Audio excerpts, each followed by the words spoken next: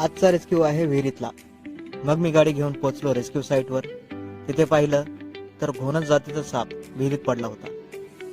त्यांनी सांगितलं की आधी आम्हाला वाटलं हा पाण्यातला साप आहे म्हणून लक्ष दिलं नाही, पण 2 दिवसापासून तो तिथून हललेला नाहीये म्हणून त्यांनी मला कॉल केला. आम्ही एक कॅरेटला दोरी बांधली आणि तो पाण्यात सोडला, पण खूप प्रयत्न करून सुद्धा साप कॅरेटमध्ये जात नव्हता. म्हणून मग आम्ही ठरवलं की जेसीबीच्या मदतीने विहिरीत उतरायचं. मला पोहता येत नाही, पण रिस्क घेतली आणि जेसीबीच्या मदतीने हळूहळू विहिरीत उतरलो.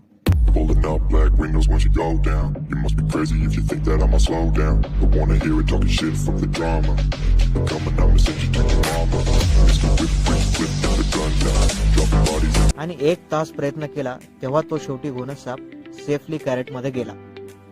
त्याला आम्ही वरती काढलं आणि त्याच्या वातावरणात मुक्त केलं. मित्रांनो, व्हिडिओ आवडला असेल तर लाईक करा, शेअर करा आणि अजून आपण नवीन व्हिडिओ तुमच्यासाठी घेऊन येणार आहेत, त्यामुळे सबस्क्राईब करा.